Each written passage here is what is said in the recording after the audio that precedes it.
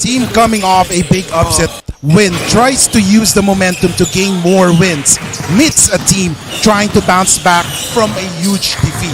Good afternoon, basketball fans, and welcome to the continuing coverage of the Manuel L. Quezon Athletics Association here in the Hoop Spirit Basketball Court in Banawe, Quezon City. My name is Kiko Malikdem, along with our courtside reporter Cheska Botin, as we bring you this matchup between the Ceu Malolos Scorpions and the UST Growling Tigers. So Cheska, what can we expect sa game na to? Sa tingin ko, for me, this game will be intense once again, like the last time. Yes. Kung yung first game, sobrang excited, paano pa kaya itong second game? So yan ang ating aabangan for this matchup. Now, as we go to the first team, ang Ceu Malolos Scorpions, as we take a look at their last game, ginulat nila, ginulantang ang buong sambayanan as they upset the league leader, the MCU Supremos 89-85. Big reason for their victory was their field goal. Gumana sila ng 58.6% sa kanilang field goal habang nakapag-assist sila ng 25 times despite committing 21 turnovers. Now, Cheska, dito sa Ceu Malolos, I'm sure mataas ang kanilang confidence. Ano ang balita mo sa kanilang kampo? Well, kanina nakausap ko si Coach Max and Celia of CEU. Ang sabi niya, those games happen pa rin naman, and despite that, it was a lucky game for them. Pero for him, win is a win pa rin. And hopefully this game still turns into a win again. And for them, they will still play hard as the usual. Yun ang sabi ni Coach Max and Celia sa akin. Yes, definitely. Sabi nga natin,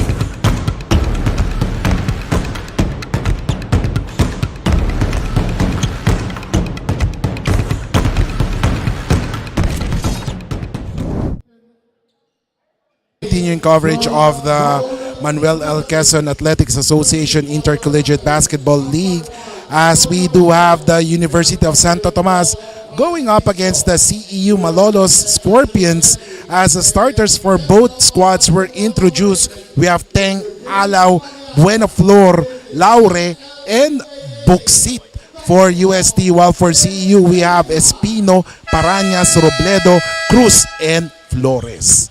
So who will take this win, as UST are coming off a big loss over the St. Clair, pero ang baliktad naman ang resulta ng CEU as they upset the previously undefeated MCU Supremos. So they do have the advantage or momentum going into this game.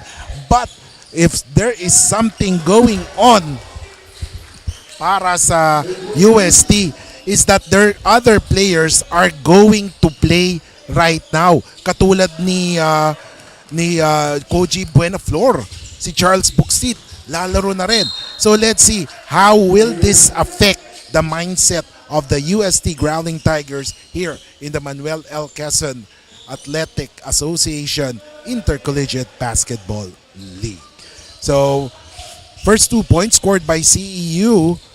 And now here comes UST with the leather.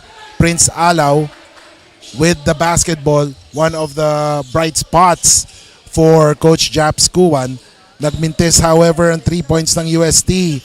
Rebound by AJ Cruz. Cruz may tanga ng bola. And now here comes Simon Espino. Espino from Nueva Ecija. Used to play in youth leagues. So we know the caliber of this player, si Simon Espino. However, na-block siya on that turn and na-miss there by Charles Buxit. And now, still 2-0. 1 minute and 30 seconds have gone by in this first quarter. Oh, what a pass inside. Basket is scored, ladies and gentlemen.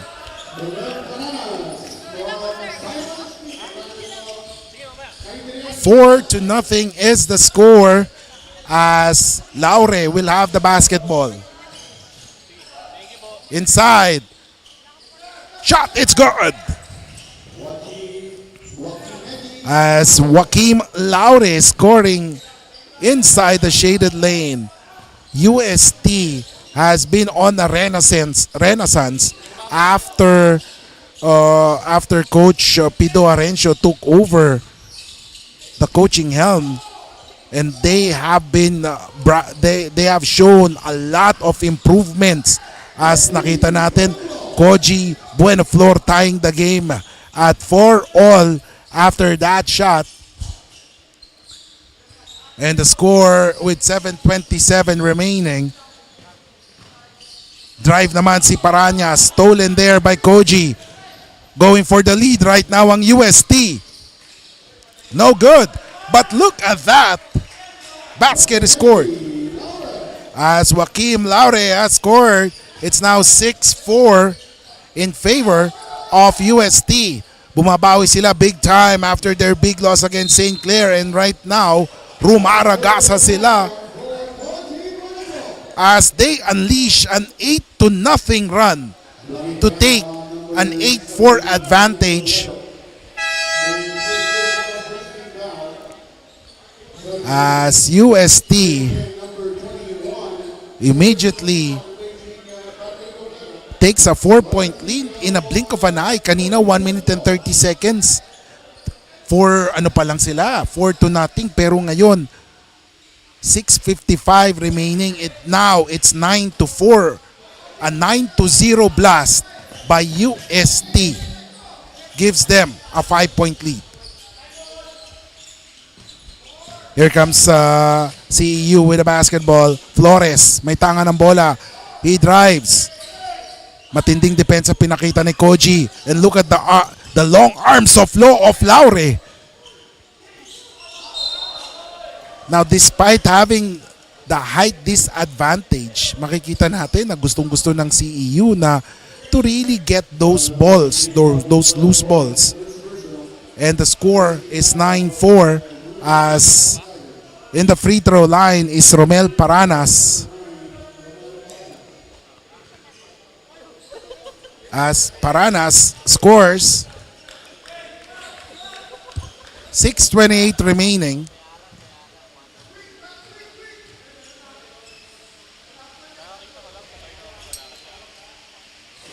One out of two for Paranas. Let's see how will UST fare on this possession. Alaw, a dead shot from the outside. Gets it to Buenaflor. Koji drives. Binigay kay Teng. 3. No good. Koji with a board, and there was a foul. 9-5 is the score, ladies and gentlemen. UST on top by 4 points.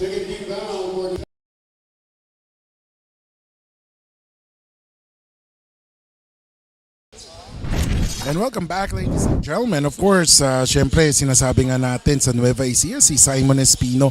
And of course, kasama din niya pala si RJ Paranas. I've seen these guys play in a youth league before under kay Coach, the name escapes my mind. Pero ayun naman! Ven Loriaga with a basket. It's now 19-12. Oh my, an 8-0 run by UST gives them a 7-point lead.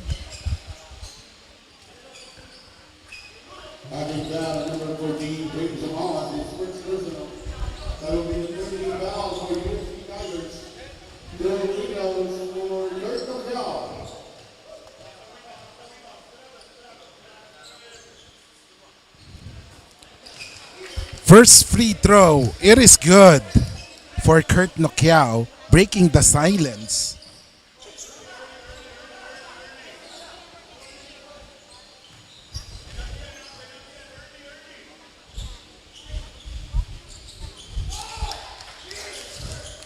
And Nokiao hitting that one, 19-14.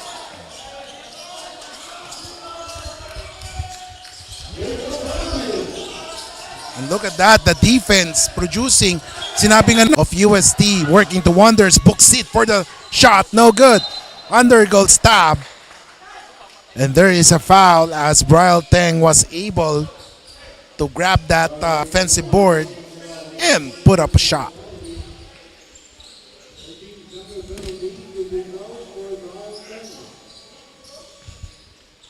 (19-16) is the score. Brian Teng missing the first free throw.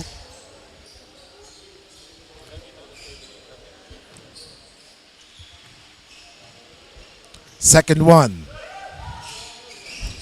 Oh, 0 out of 2, but Bueno Flor was able to grab that miss.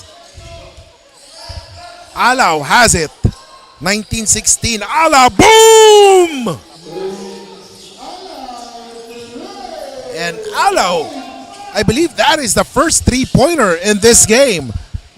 Prince Alaw hitting that three. Tingnan natin kung babawi ang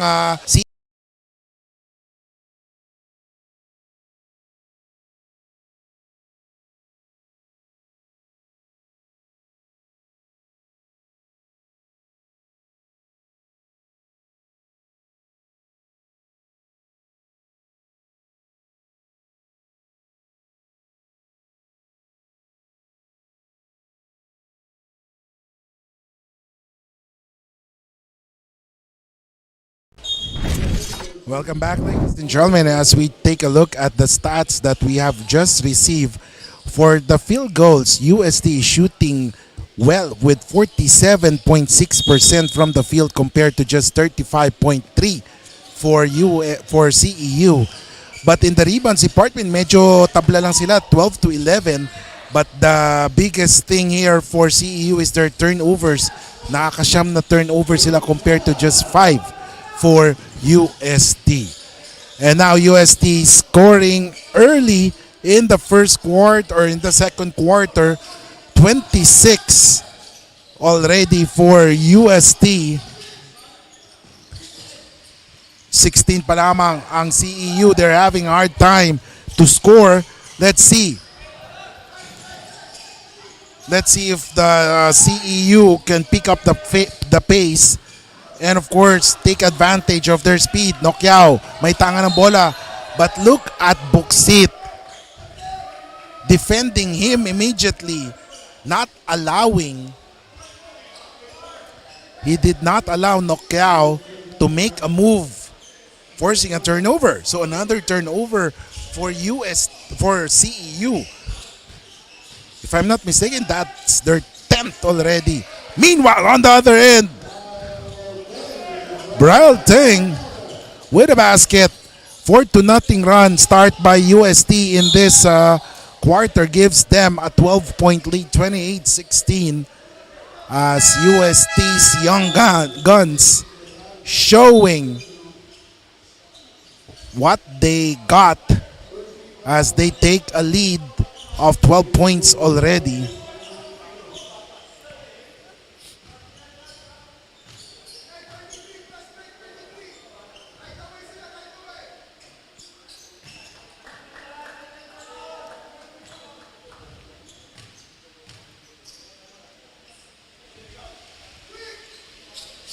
Oh, a miss there. Those are the opportunities that they should take advantage of. A three-point shot by Espino, no good. Rebound, scramble, won by UST. Alaw with the leather. Alaw trying to bring down the leather against Flores. Alaw with the ball. Oh, turnover for Alaw. And now, here comes Flores. May tanga ng bola, naghanap ng papasahan. Decides to give it up to that is Espino rather. And now here comes Pardo. Back to Flores. Pardo aiming for the three. No, decides to pass to Nokyao. Nokyao stop. Takes a shot. Mintis. Rebound. Won by UST. UST is on the run right now and there is a foul. CEU stops the bleeding momentarily. Tinigil nila ang opensa ng UST as they are down by 12 points. UST enjoying the advantage of big man 8:01 remaining.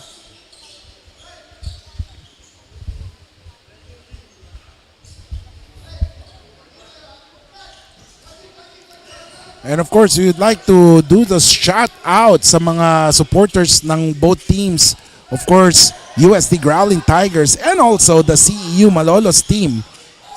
As we take a look at Teng, binigay ngayon. Let's see, Humaas. His pass to Jacob. Stolen there by Pardo. Layup. Yes, sir. First 2 points of CEU in this second quarter. 28-18. 7:23 remaining. And it took them 2 minutes and 30 seconds before scoring. As we take a look, ladies and gentlemen, at the offense of CEU inside Nagmintes. UST with Koji Buenaflor. And there was a friendly bump by AJ Cruz. And Buenaflor did not like that.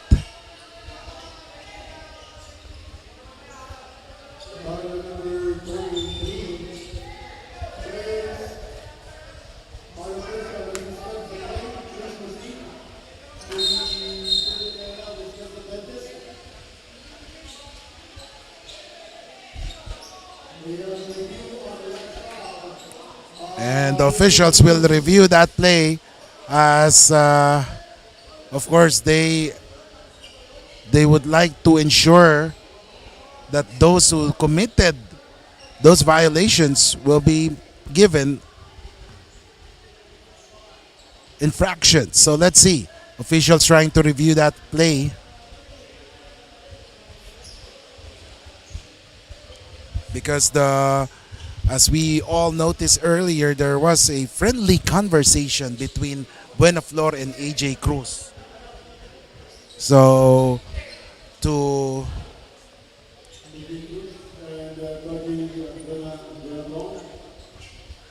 and the officials are already, along with AJ Cruz. So, Buenaflor and AJ Cruz have been summoned already by the officials. They are reminded to play within the boundaries of the game, meaning within good sportsmanship, to avoid any unnecessary actions. So let's see. Because we've also seen AJ Cruz played before. If I'm not mistaken, in the youth league, he played for Red Arc, if I'm not mistaken. So hopefully my memory serves me right in that time. He's one of the best defenders of that team. So let's see.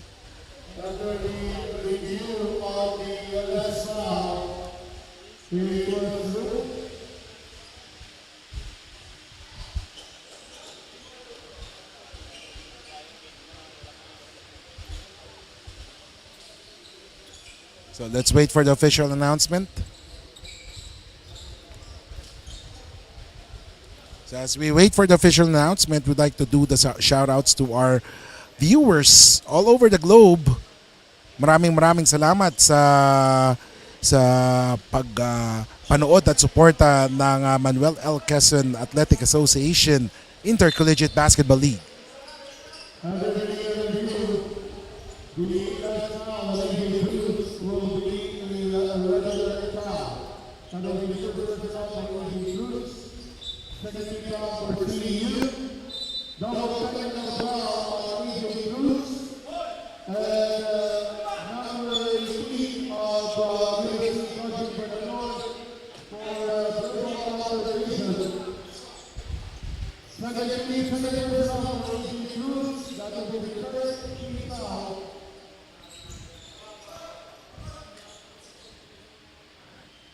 So according to the venue announcer, a double technical foul was given.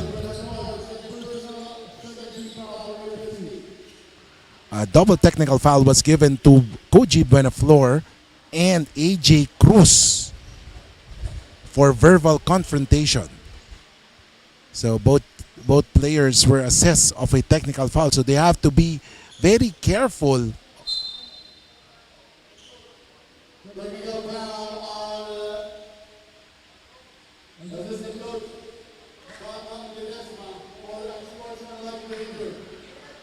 And the assistant coach of UST, Coach Bam Ledesma, was given a technical for unsportsmanlike behavior. So there will be a technical free throw given to CEU.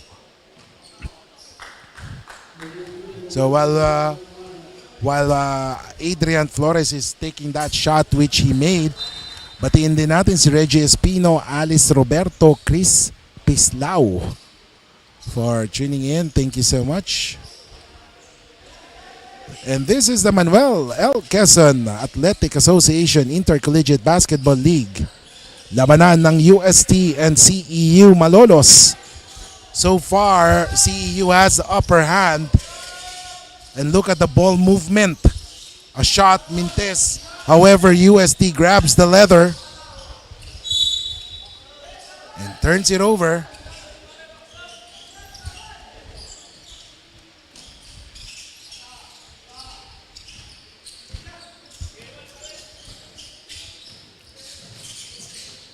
CAU will have the possession. Here comes Diaz. Look at the ball movement. Mas mabilis yung ball movement ng UST. But then, at the time, John Pardo was able to hit the three-point shot. It's 28-22.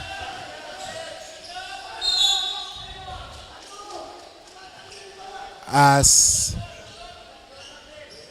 the UST still holding a 6-point lead.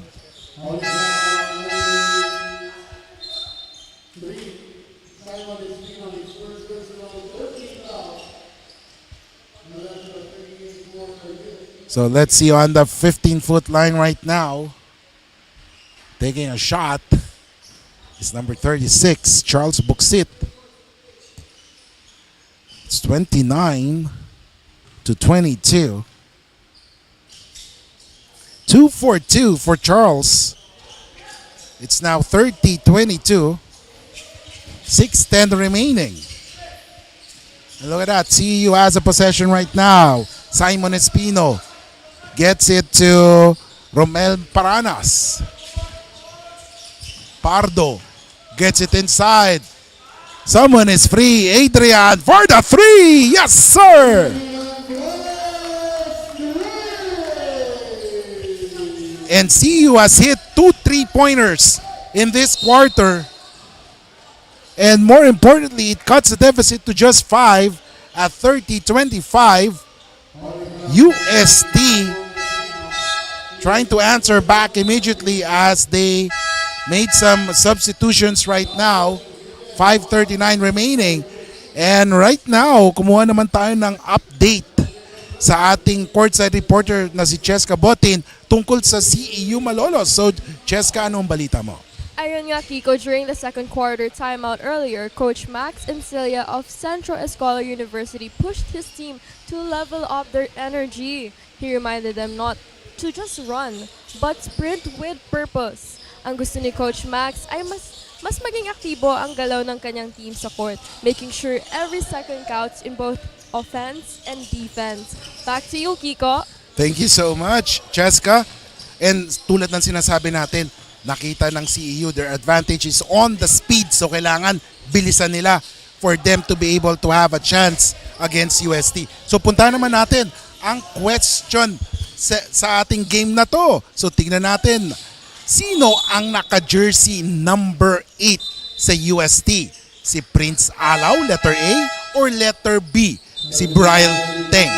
So sagot na, ladies and gentlemen, i-comment ang inyong sagot, pangalan, address, at contact number kasama ang hashtag Mqaa-Icbl. 32-25, ladies and gentlemen. Tingnan natin bola ng CEU Malolos. The last two field goals of CEU have come from the 3-point zone. And we have yet to see Mqaa-Icbl hitting that three. So tignan natin. As we see Pardo waiting. Oh, a drive. Oh, almost a great shot, but it did not go in. UST will have that possession. Humaas.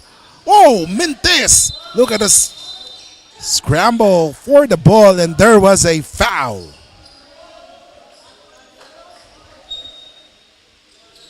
And a pushing foul, ladies and gentlemen. And it's already penalty for CEU. So meaning 2 free throws will be given to James Humaas. And a chance for UST to add on to their lead. However, Humaas missing the first freebie. So tingnan natin. Pangalawang free throw. Oh, 0 out of 2. And now that's a perfect opportunity for CEU to launch a comeback in this game. 4:25 remaining. Robledo. Oh, at tumira ng 3. Oh, yes, sir! That is Christian Notarte. And the last 3 field goals of CEU have come from the 3-point zone. Pero bumawi naman si Giro Sevilla. Sinabi niya, what you can do, I can do it also. Sabi niya, 35-28 and a turnover. 35-28 lamang ang UST, 7-point lead. Sevilla may tangan ng bola, naghahanap ng papasahan. He's being guarded right now. The pass goes to Humaas. Humaas, 15-footer, elbow jumper, Mintis. Rebound ni Laure. And there is a foul called.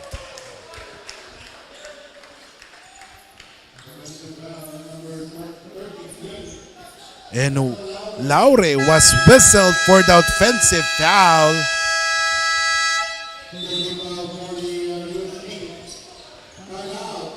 And timeout is called by the Scorpions from Ceu Malolos. We'll be back here in Mqaa-Icbl.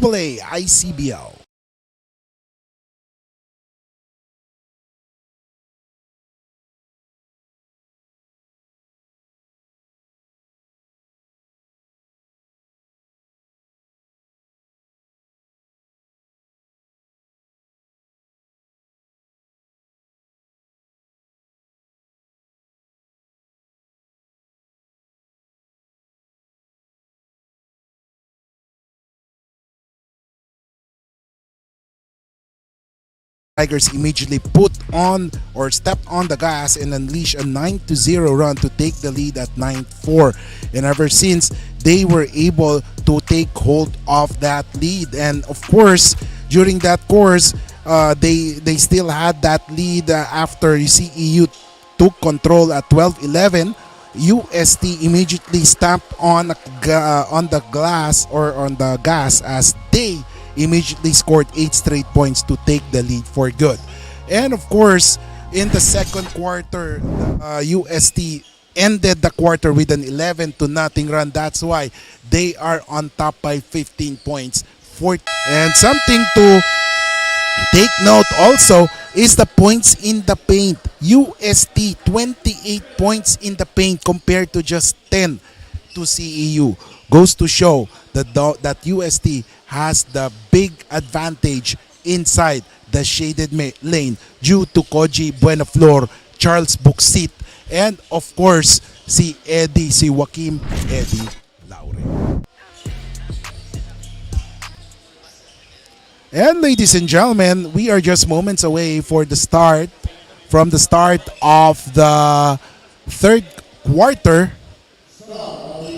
as the 5 on the floor will now. So we are seeing right now Mqaa-Icbl entering the game along with Diaz, Parañas, Pardo, and Espino for CEU, while for UST, we have Jacob, Teng, Buenaflor, Alaw, and Laure. So let's see if UST will continue to dominate this game as we take a look inside. Jacob forcing the issue and one. And what a start for UST. And this is something that that CEU must take note. The advantage of CEU, the advantage of UST.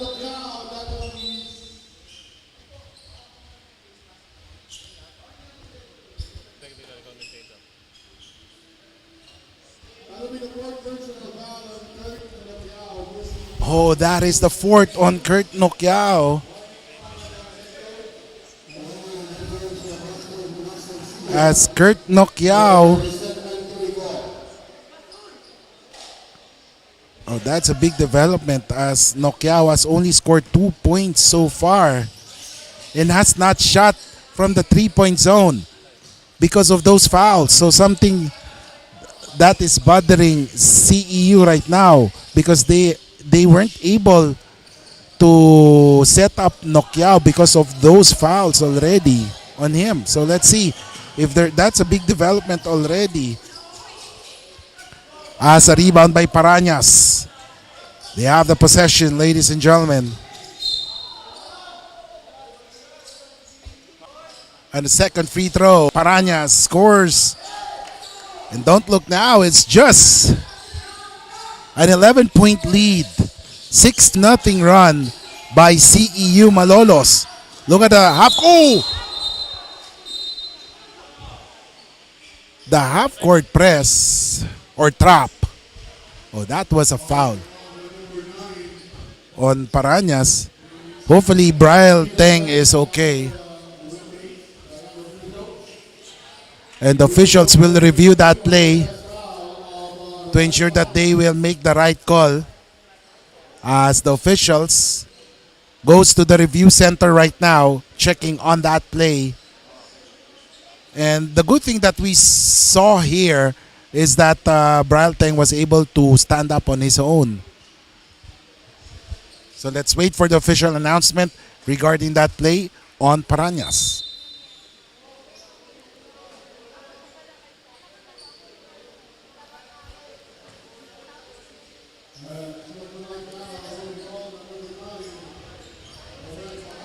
And Parañas was whistled for that unsportsmanlike foul. So Brian Teng will now go to the line for 2 freebies.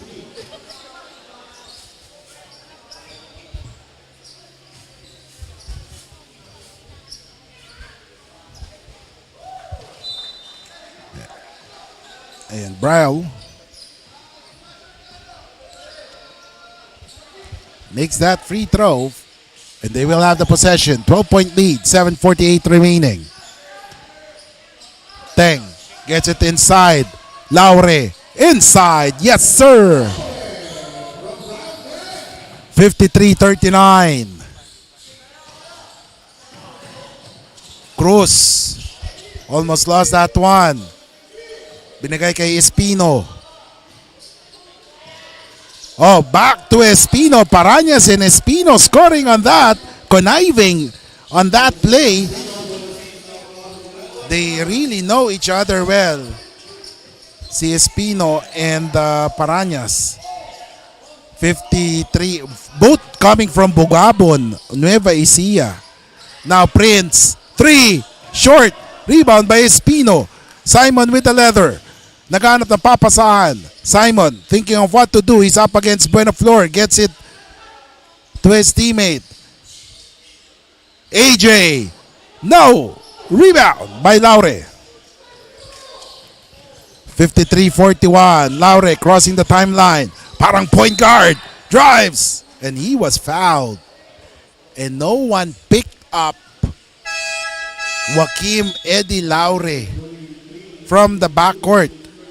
And he was able to bring down that leather without hustle, without any hassle.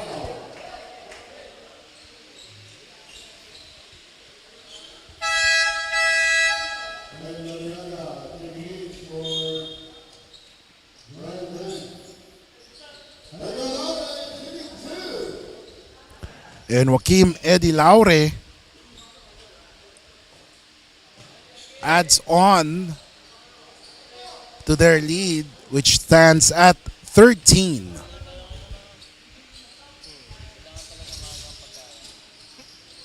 (54-41).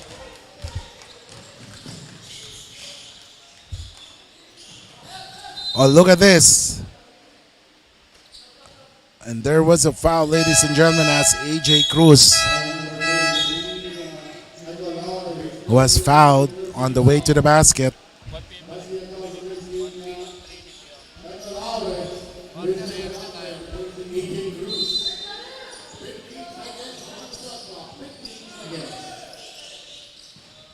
(15 seconds to shoot. Let's see. How will UST be able to use that time to their advantage? Oh, look at that play. Simon Espino with a basket. 54-43, 6:06 remaining. UST with the ball. Oh, look at Buena Flor. No! Pero yung tip in by Basti Jacob, gandang-ganda, and now it's a 13-point lead for UST.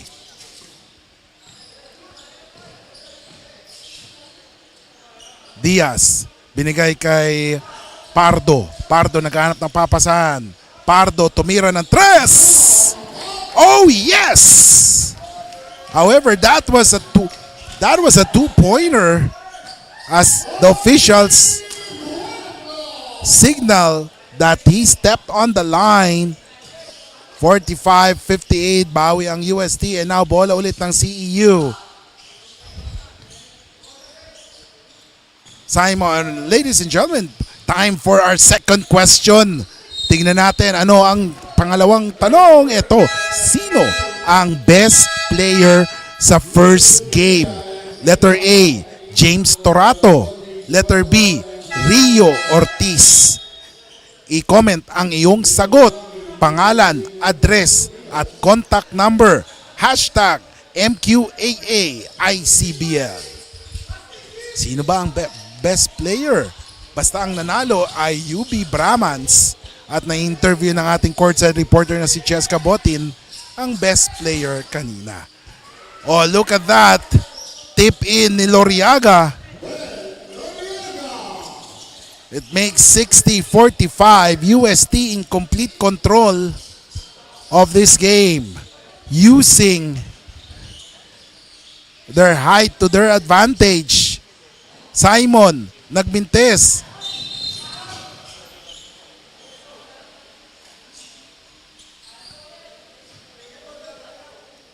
There was a foul, ladies and gentlemen.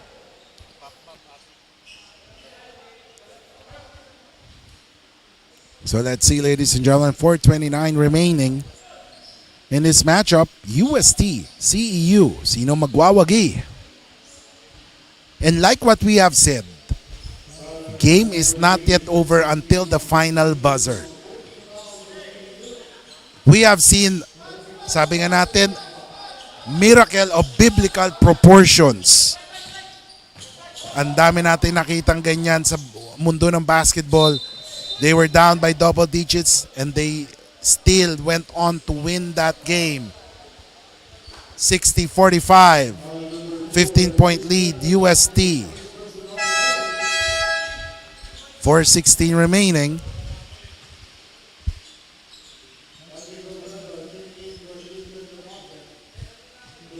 As Prince Alaw is in the 15-foot line for the freebies. First free throw is good. 61-45.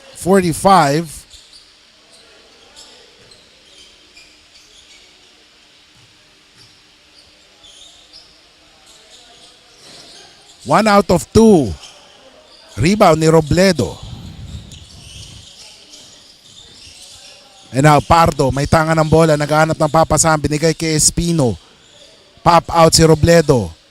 Looking for a teammate. Oh, what a pass. Pero look at UST. They expected that and gang up. on that one.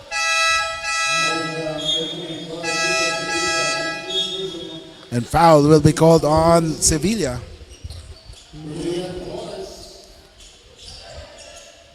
(61-45).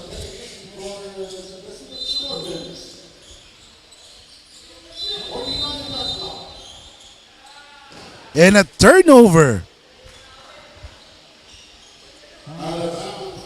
And Balangin lost focus on that one as Flores and Balangin were called for that one. 61-45. Oh, what a move there by Alaw. And then Jacob missing. Rebound scramble.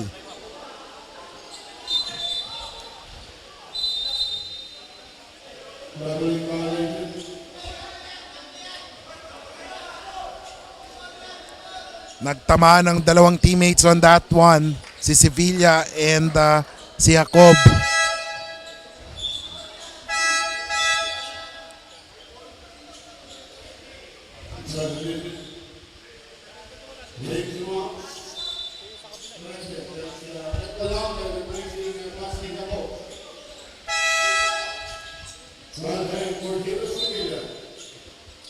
As we take a look at the substitutions made, and look at this, full court press ang pinapakita ng UST ngayon. Full court man to man.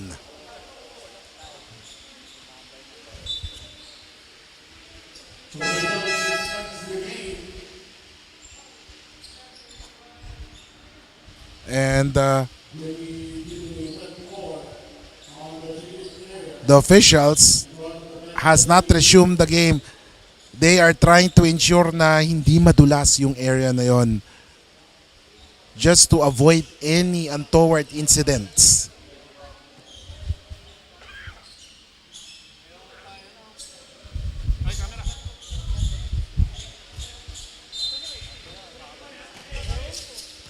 And here we go.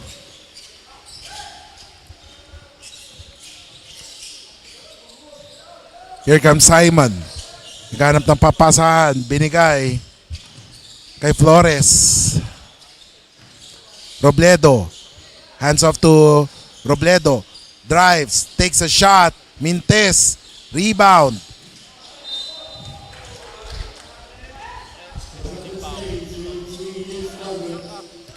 (61-45).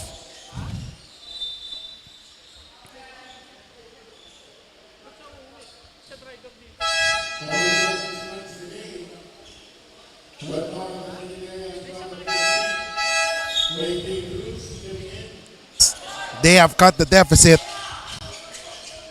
to just 3 or 13 points, but they have to solve a big puzzle, and that is the inside presence of UST. As they take another three, Robledo missing on that one. UST won the board. And now, here comes Prince Alaw. He has leather. Alaw has it. He will try to break the defense of Robledo but decides to pass. Kalawat rebound ni Pardo. Pardo with the leather right now. And now, here comes AJ. Binigay kay Simon. Simon Espino looking for a teammate. He gets it to Pardo. Back to number 17, Robledo. Robledo.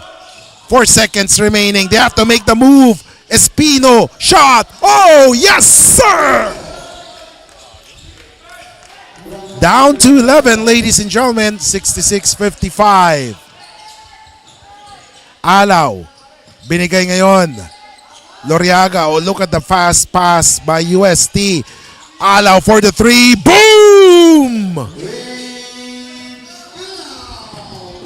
Masakit yon para for CEU as they have showed a good defense only to allow Alaw with that key three-pointer.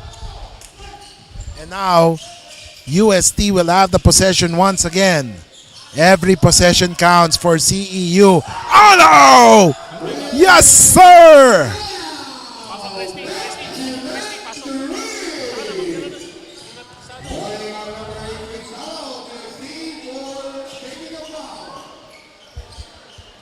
And Alaw, he gets it to Sevilla. Sevilla naman, tumira ng tres! Wow! And look at that. UST has opened the dam already. Binuksan na po ng UST ang dam as they hit 9 straight points to push their lead.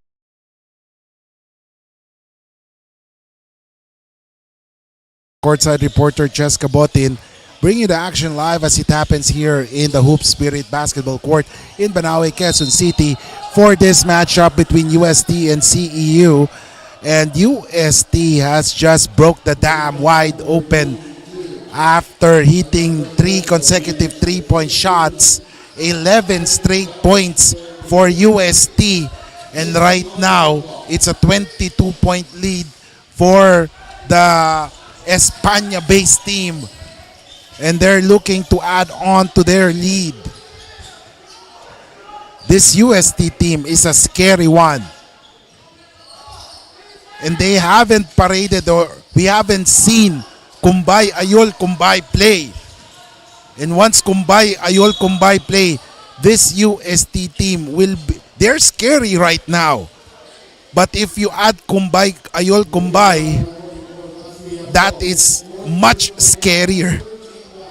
They will be much scarier once they battle or meet other teams. And of course, Ceu Malolos hoping to continue their winning ways after that upset win over MCU. But unfortunately, right now, it doesn't look good for them. But of course, the game is not yet over. Like what we said, we have seen a lot of strange things in basketball. Sabi nga natin, miracle of biblical proportions. Ang dami nangyayari. It's not yet time for CEU to wave that white flag. Especially, they are known to hit their outside shots. So they just have to play good defense and then hit those threes. And of course, mga ka-teammates, it's time for another question. Sino ang founder ng Mqaa? Letter A, Arjo, si Congressman Arjo Atayde. Or letter B, si JV Olea. I-comment ang iyong sagot. Pangalan, address at contact number. Hashtag Mqaa-Icbl. 77-57. Fourth quarter, ladies and gentlemen.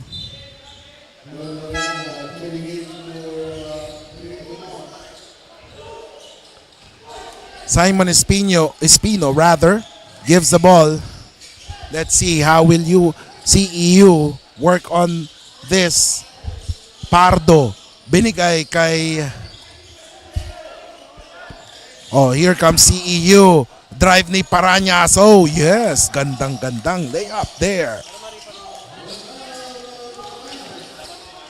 77-59, 5:42 remaining.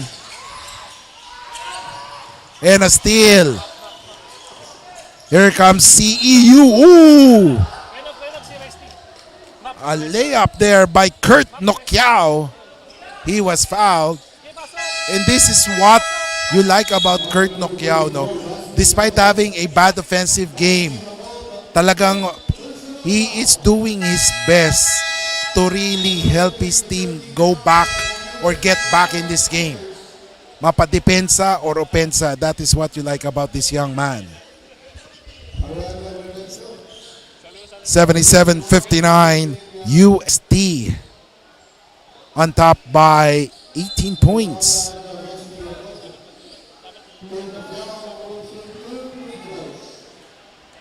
As Mqaa-Icbl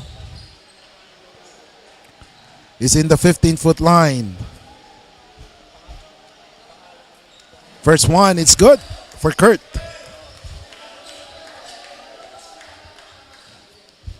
(77-60).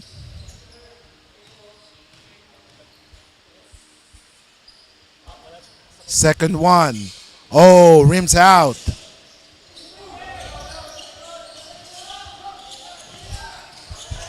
And let's see. As we see Loriaga, tumira ng tres ito. Mintes. Mintes ang tres. And UST grabs the ball. Melesio, may tanga ng bola. Naghahanap ng papasahan. Melesio, double team. He was called on Teng.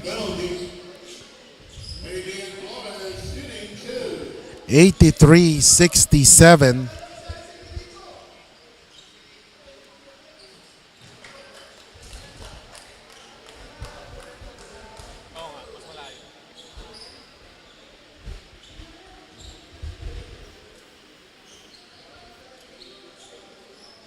So let's see.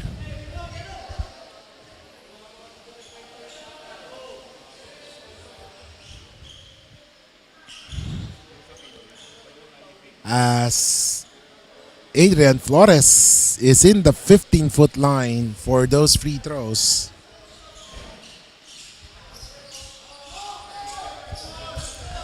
(83-68).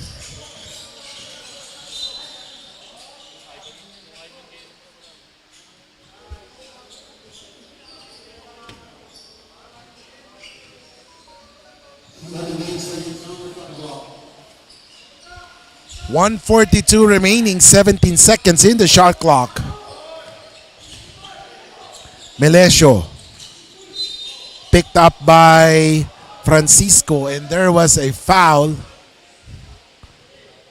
on Francisco. 1:35 remaining.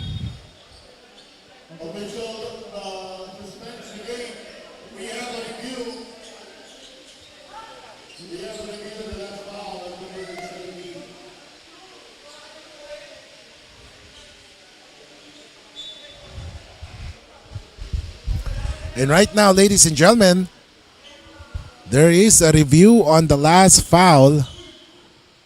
A challenge on that one. So let's see. Meanwhile, the winner ng ating question, si Vienna Pauline Sagum ng Roas District, Quezon City. Tama ang sagot niya, letter A. Congratulations, Vienna Pauline Sagum.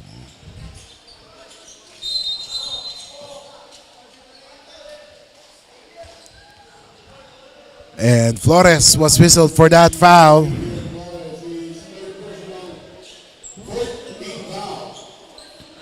(83-68).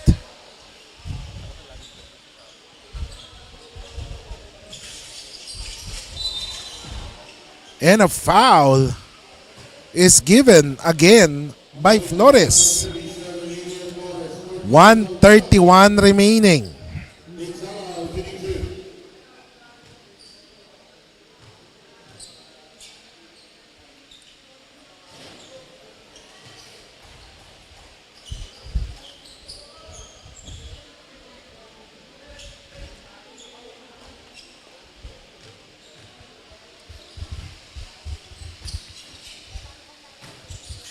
As free throws was made, it's now 85-68, 17-point lead. Look at that, a shot there, 70-85, just a 15-point lead. 1:21 remaining, and Francisco was whistled for that foul. 15-point lead. Brian Teng. Both teams are in the penalty right now.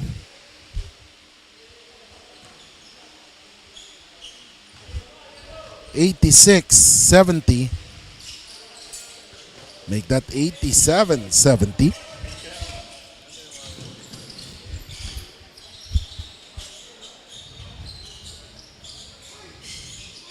Oh, what a shot there. What a pass and basket by Adrian Flores.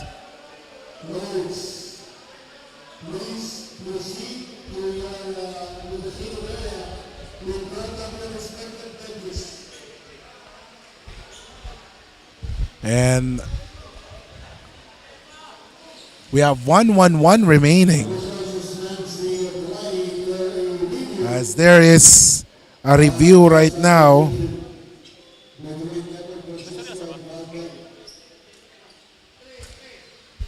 So let's see. The officials are now in the review center trying to check on that last play.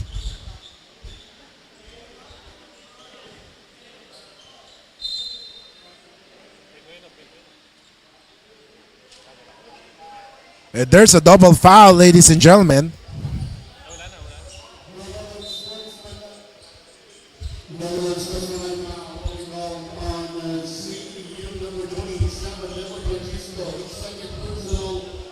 So an unsportsmanlike foul was whistled. So let's see on both teams.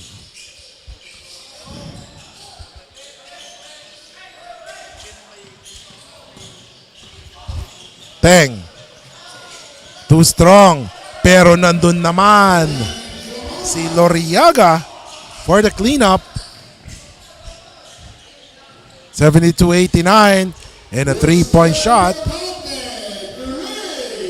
by Notarte. Three-point shot, 89-75.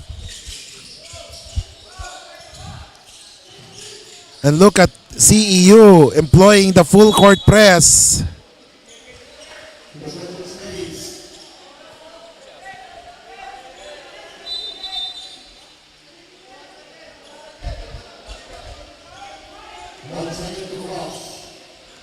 There's 1 second to cross. Alaw. Oh, what a pass there by Alaw, avoiding the backward violation.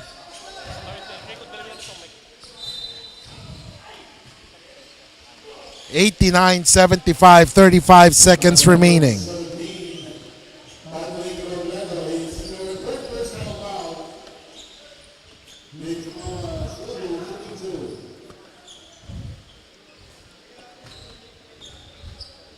Humaas making that one.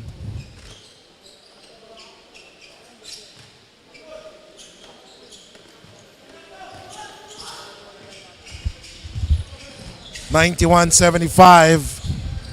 Basket is scored. Adrian Flores scoring on that one. As officials stop that play with 28 seconds remaining, as there is a slippery portion.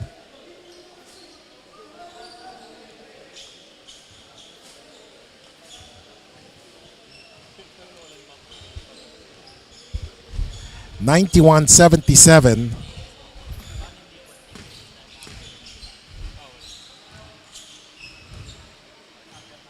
And Alaw wisely dribbling the clock. There's still few seconds remaining. And ladies and gentlemen, after 40 minutes of basketball action, it is a 16-point lead, or 14-point lead rather, by the UST Growling Tigers over the CEU Malolos Scorpions. A big victory by UST, bouncing back from that big, huge loss against St. Clair